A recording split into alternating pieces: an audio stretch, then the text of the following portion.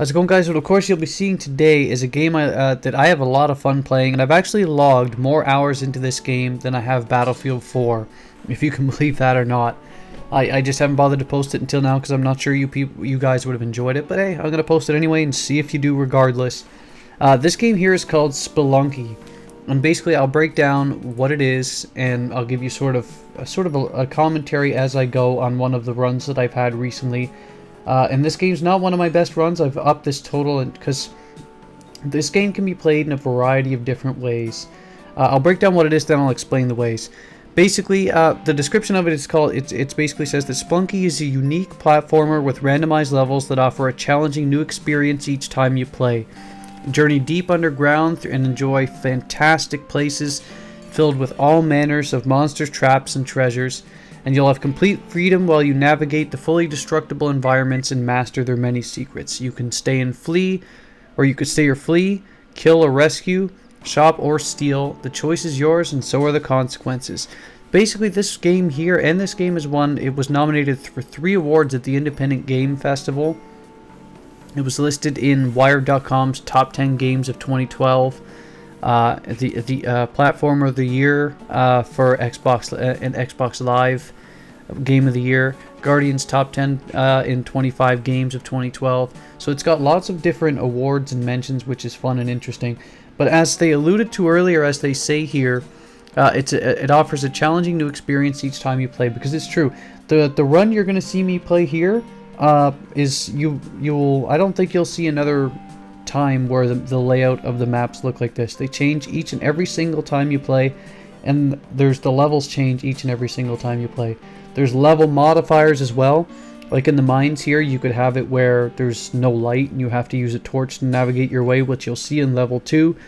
You can have multiple different elements, like you'll see me blow up a giant spider and get the glue here, which allows me to put paste on my bombs to blow certain areas up. It's a vital weapon to have. You can have it so that there's it's like a spider mod where there's all sorts of different spiders in the level, and you can have it where there's snakes all over the place. The princess here that I have basically allows me to collect more health. If I bring her to the exit, as you'll see in a second, I get another health. The hearts you see at the top are the amount of health you'll have, which I now have 5. You'll start with 4 bombs and 4 ropes. And of course, as you play this, there's different elements. You can go for a high score run, and to be honest, this game here, I didn't really do that. I went for sort of a middle ground. I just wanted to beat the game, so I didn't finish with a great score. But you can also do timed runs, and and that was a parachute there. Picking up those parachutes and the items like that allow you to, like, say, instead of taking fall damage, parachute would save you of doing that. But like I was saying, there's speed runs too, and you can look on YouTube and you can find tons of guys that pick up incredible times doing this game. With the right combination of weapons and actual skills, you can beat this game in, I think it's maybe 2-3 minutes. But at the same time, you can have a match here, or long extended runs where you end up playing like 40 minutes. So it all depends on you, your style, your skill level, and luck, because sometimes the map elements are extremely difficult, and other times the map elements are laid out so easy for you. If you sacrifice the princess there, you basically get, see, that parachute would have fired for me. You can basically get, if you sacrifice her twice, you can get what's called the Kapala. And if you see, every time I beat up an enemy, all of those blood splatters go all over the place. I get hit by an arrow trap because I jumped into it like an idiot. If you actually get that Kapala, every time you fill up, and there'll be a Kapala item right next to you where you see the sticky glove and the compass that I picked up when I deposited the princess. When you pick her up and you kill enemies like this, the blood goes splatters, it gets picked up by the Kapala, and if you completely fill it with blood, it gives you more health. And that'll come into play later as well, as you'll see. So this game offers a variety of different playthroughs, and because, like I said, each and every single time you play the game, it's a different layout. It offers endless amount of fun. This game here I bought cheap for like 10-15 bucks when Battlefield 4 had its first troubles when it came out in October, and I played this game then, and I still play it almost every day, because on Steam they have what's called the Daily Challenge, where you can actually play this game and see how you do. Because the Daily Challenge basically has it so that it's the same for everyone, and you play it once and only once. You get one shot at it to do well. If you do terrible, well, it's on you. And you get to see how you do against everyone else. And I finished in the top 10 or 15 a few different times. I had it for that one day. I finished in the top 5, I think. So it was a good run. And it always is fun for Xbox Live. So you can always have different adventures when you play this game. What you see there is the treasure chest. And there's the key. If you get it, that item there allows you a secret entrance into what's called the black market in level 2 if you get to level 2. And that's another fun element because there's different connecting elements in this game.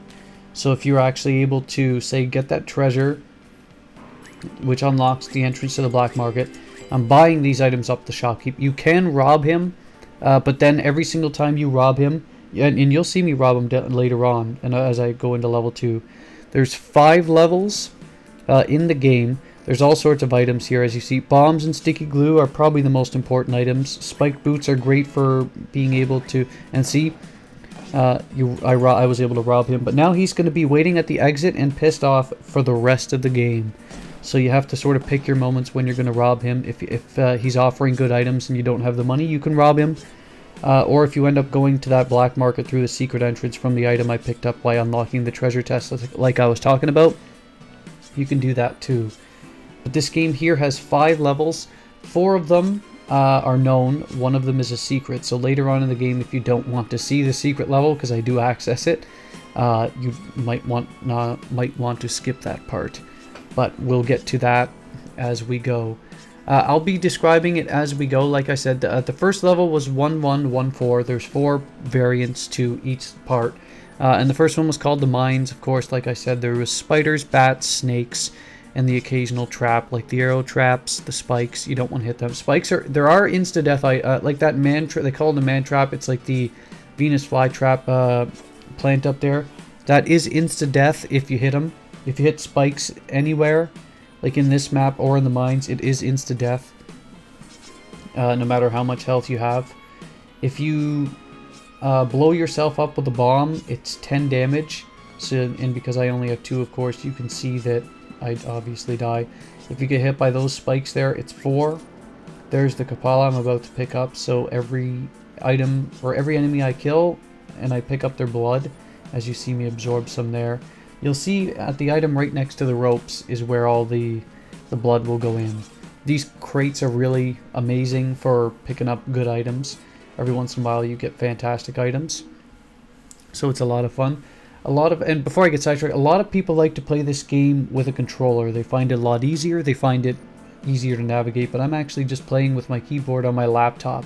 I don't even play this game on my big PC, the one that I use all the AAA gaming on. I use just my laptop, which makes this a lot of fun, because if I'm at university bored, I can just play this game for a while, or if I already went to the gym the day before, instead of going to the gym, I'll play this game on my 1-hour break between classes, which is fun in itself. That, of course, was an exploding frog. Your eyes didn't deceive you. That was an exploding frog. Bats there fly basically directly to you. And like I was saying, other than the man trap and the instant death, basically, the monkeys don't damage you. The frogs do. They can one-hit you. Princesses only recover 1 health. But they're, like I said, other than the spikes or the man traps and a couple of different enemies, which you'll see later on in the game as well, for the most part, they are all basically 1 hit, or they're basically 1 damage enemies. So it's not a huge deal if you get hit by a lot of them, because it won't immediately kill you. So, which is great, because I mean, but you'll see here how I have to deal with the shopkeep. You put the princess down so she won't run away. And you see how he waits for you at the exits all the time? That's a problem, because you'll see just the way these maps, because again, a reason why a lot of people play this game, and the reason why I play it, is because each and every time you fire up this game, the maps are different. There's all sorts of different dangers, different elements, and sometimes your treasure will be hidden. Like, see where the green block is?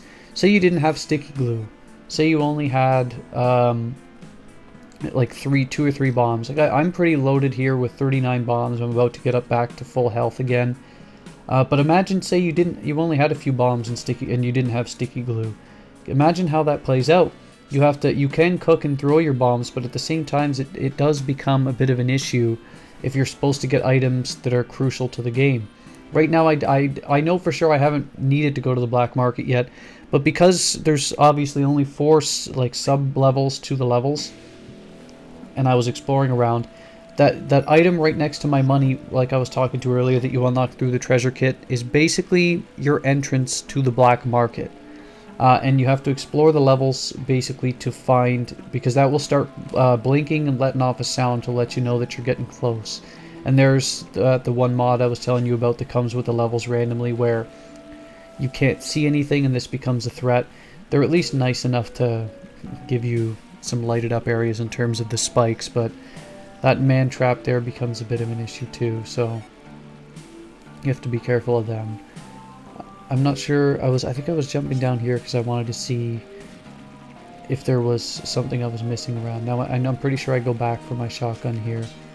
But I have to keep an eye on how many ropes I have.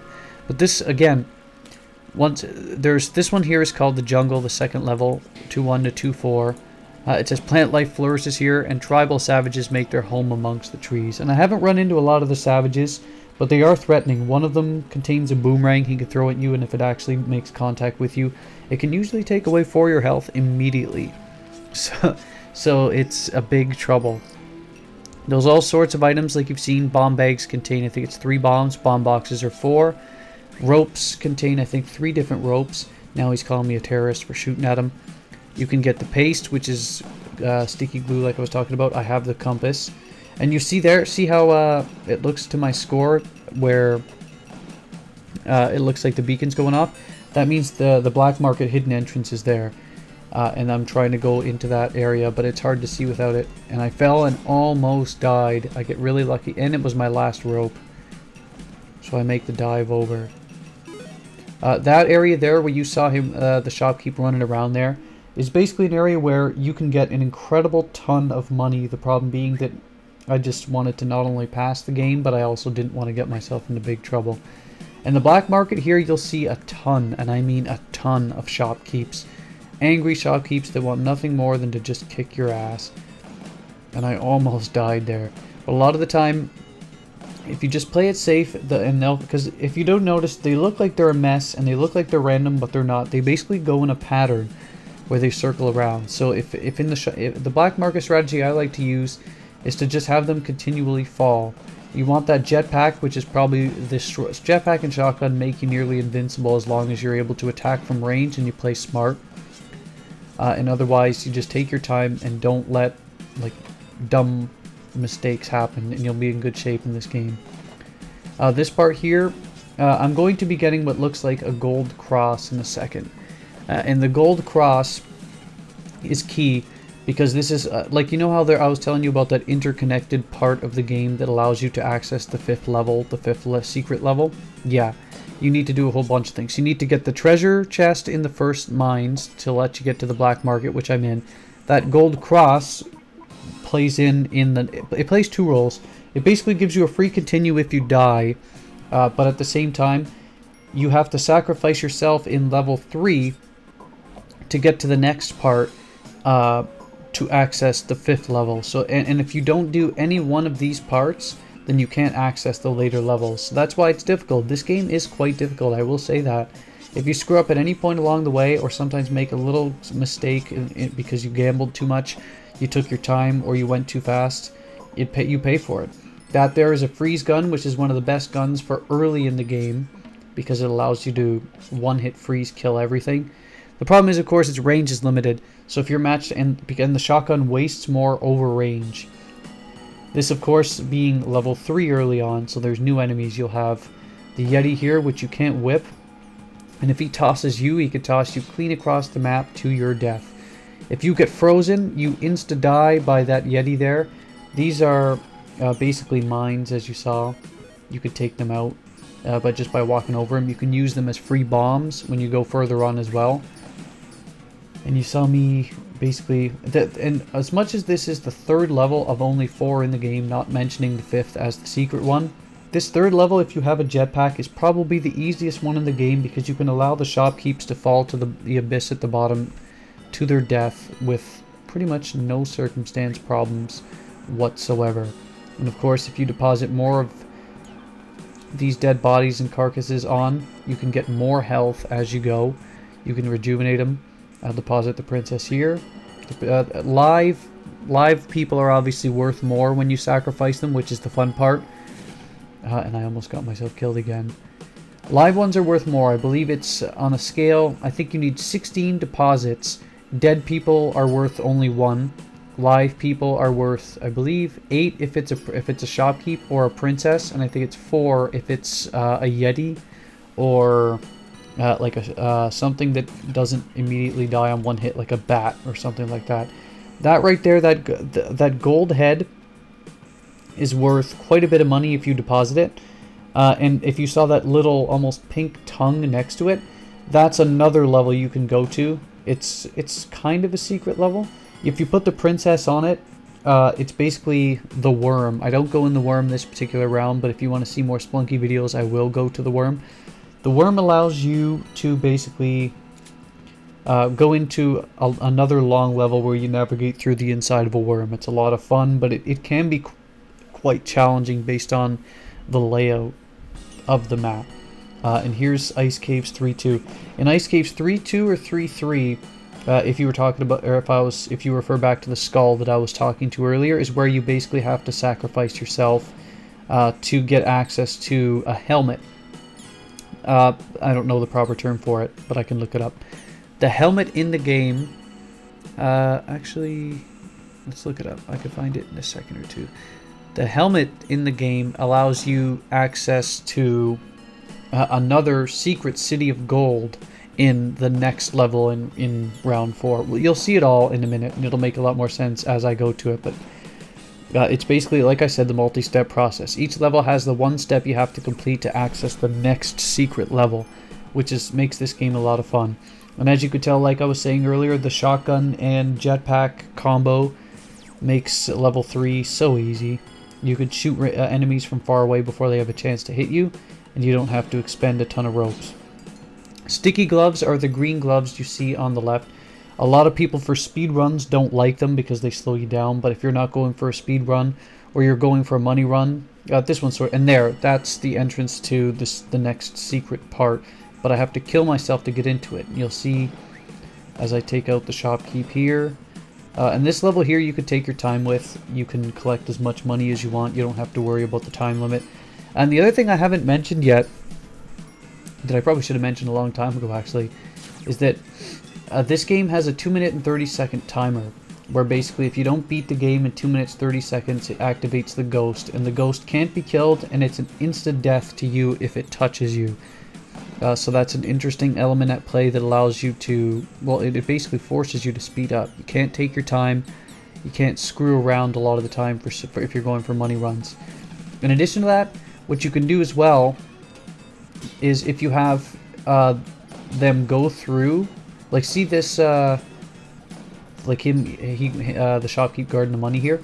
If you have the ghost run through these gems at the right, like the one I'm standing under there, if you have the ghost go through these gems, you basically have the option of having what's called ghosting, where basically the gems will turn almost into a white diamond, and it doesn't work for the gold there. But if he goes through these, I didn't do it this particular round here because again this was a run a long time ago where I just wanted to get through the game and get to the secret level.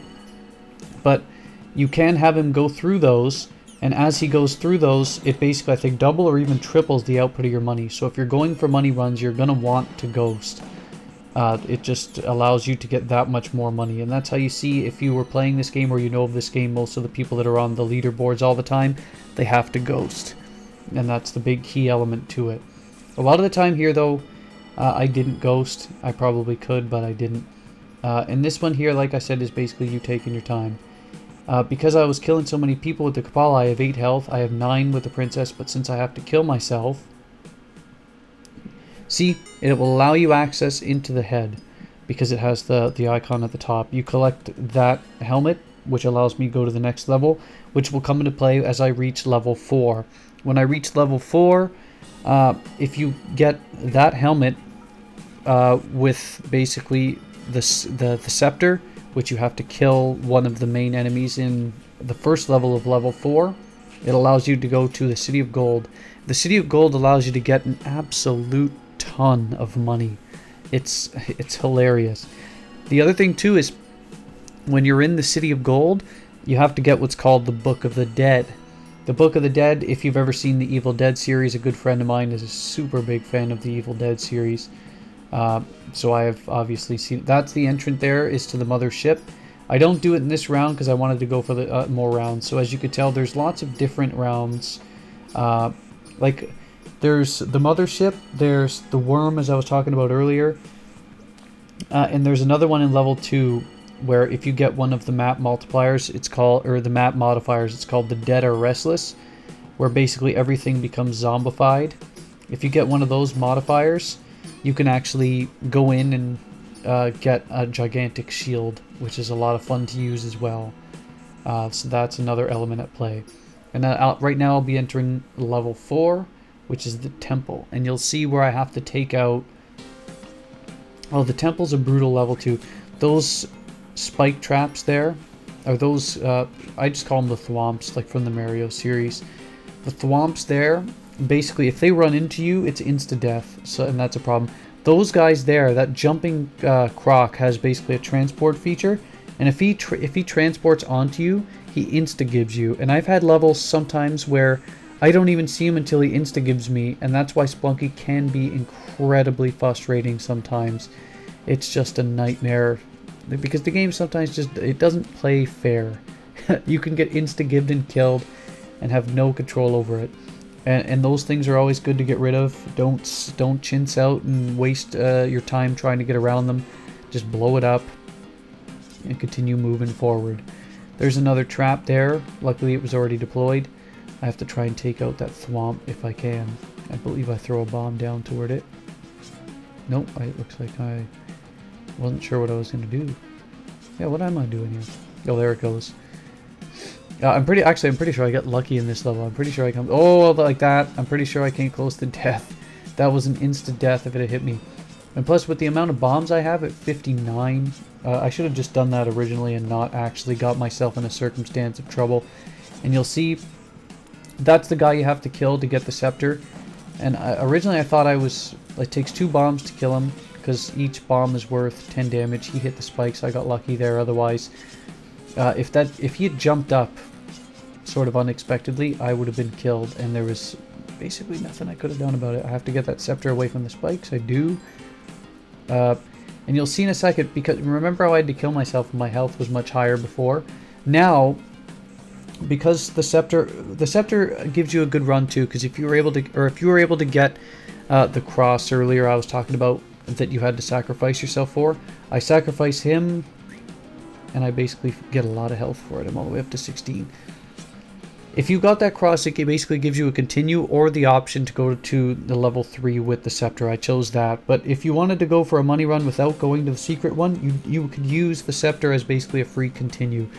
This scepter here allows you to do that.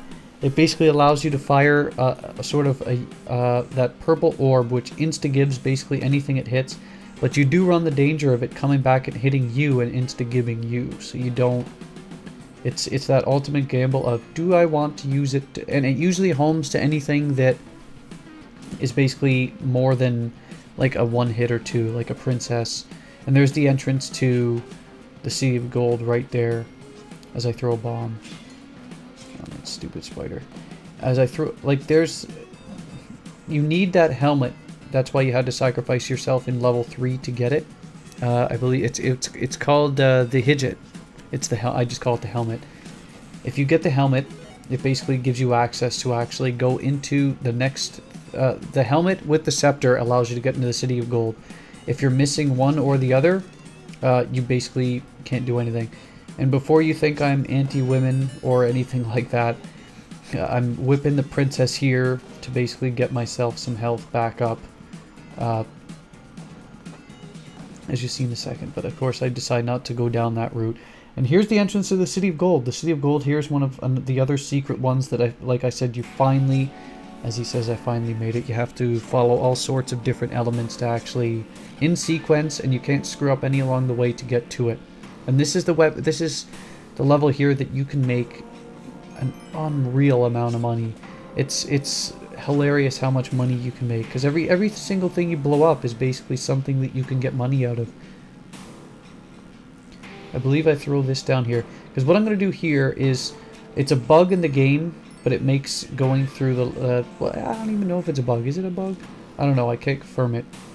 But basically, if you let this mummy's vomit land on you, it counts as blood for like other enemies in the game, and you see it collects in the Kapala that I acquired earlier, so it continually levels up my health. And I do this for a bit because it gives me the longer element of being able to continually replenish my health for what will surely be hell facing the more intense enemies as we go. I'm pretty sure I stop at 30. I'm not entirely sure exactly where I stop. It's somewhere around 30, I do believe. Or maybe not. Maybe longer. Yep, it's 30. So I push on down forward. The other thing too is a lot of the time, well, I'm better at it now, but a lot of the time back then I was in that, how much, because when there's that book, there's the Book of the Dead, and as you could tell, if you've seen the movie Evil Dead, obviously you can tell it's sort of an Easter egg to it. That guy can go through, and that guy will follow you continuously across levels if you don't kill him. So it's better to just take care of him now, even if you were low on bombs, which I'm not. And as you could tell, what I'm doing here is basically just taking everything out so I can acquire some more money, because despite it not being a strong money run for me, it's still always a fun part to actually just go for more money. I mean, it's here, why not? Sometimes you get lucky too, where the shopkeep gets killed by these spikes, but bear in mind that the same spikes that killed him are the same spikes that can absolutely kill you. So you have to take your time and take them out. And I noticed too that I'm like, what the hell? Where's his shotgun? Because every shopkeep has a shotgun. So I take out this final bit here, collect more money as it falls onto me. And there's the ghost I was talking about at the 2 minute 30 seconds marks. And there we go. City of Gold is clear. Now, if you didn't want to go to the secret level, this guy here is the final boss, Olmec, where he's quite simple to beat. Spoilers if you wanted to figure it out for yourself. Olmec here, basically that's his main damage. If you get anywhere near or underneath him, he smashes down to the ground and attempts to crush you. At the top of every single Olmec run, of course, there's some more gems to collect. These boxes here have saved me multiple times when I was running low on bombs, and I was able to acquire more. But again, 44 bombs is well more than enough to clear this Olmec area.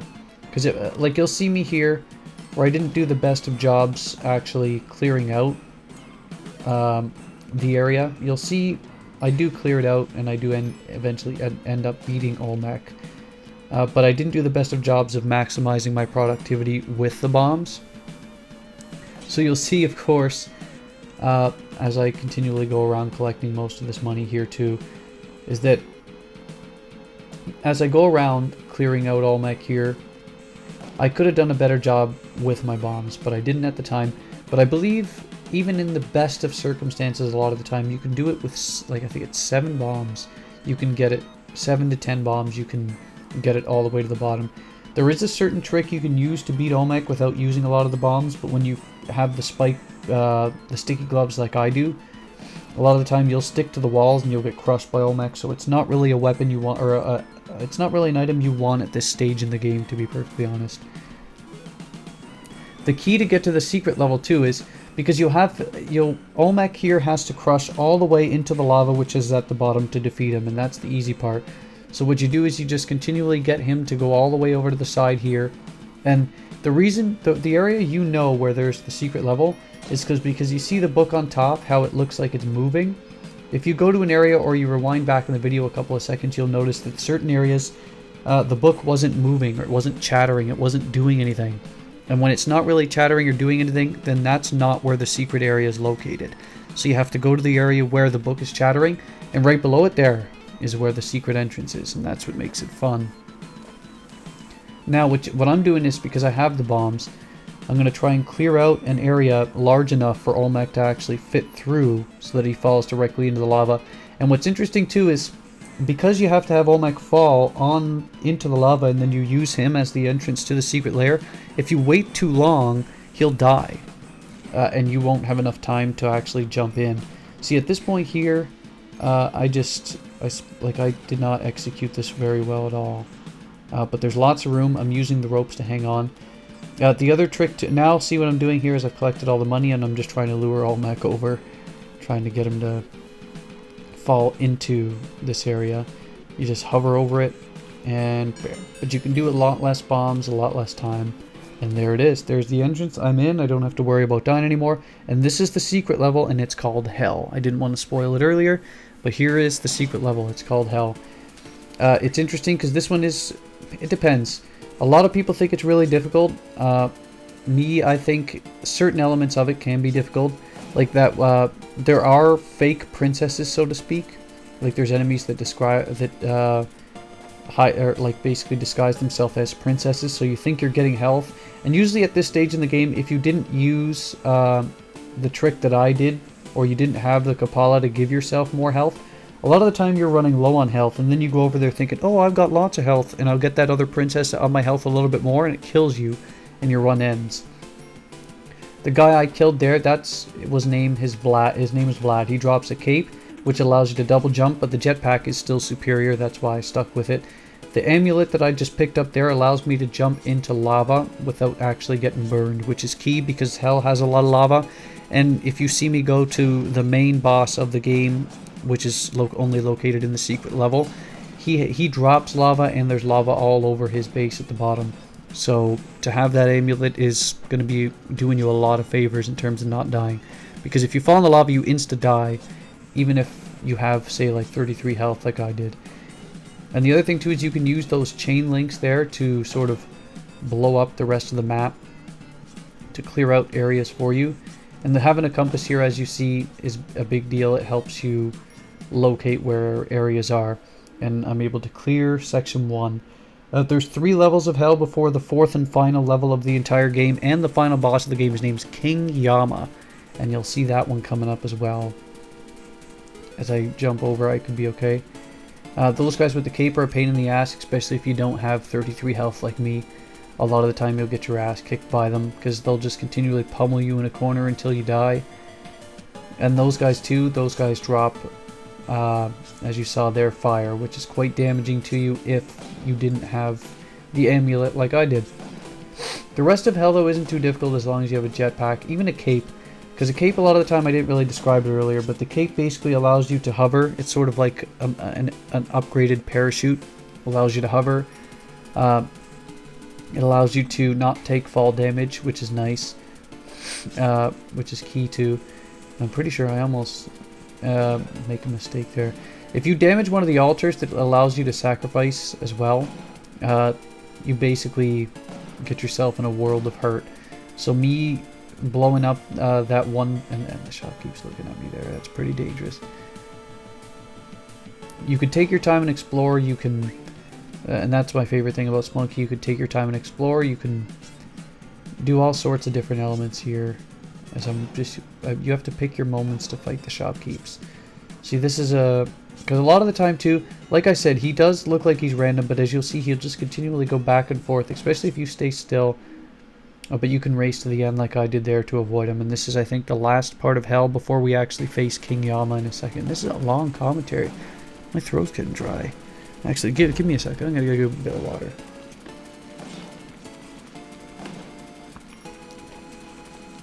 Here we go. Got some water. Now we'll jump back in. This last bit, right before you actually go to face King Yama, is actually one of the more difficult parts in the game, I find. Because it seems as if it's like they throw everything at you to try and kill you before you finally actually go on.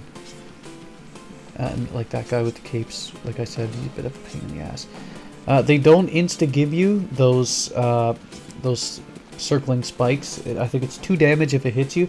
But if you blow it up and it goes flying at you and hits you, then yes, it is an insta-kill. So you have to be very careful about the direction and timing that you're actually going to fire those things. You don't want to be an idiot and prematurely shoot it. And that's the other thing too. That sounded pretty sexual in nature. The other thing too is I cleared out that area. because I accidentally put it on my exit. I'll go around collecting, I believe I collect as much money as I can here before I decide to... I don't think I get the princess, do I? No, I kill her, because, you know, seems to be what I do with all these princesses in this game. You could sacrifice, you can kill. At least I got some health out of it. Now I'm pretty sure I go to the exit because I realize what's there to stay for. But here we go.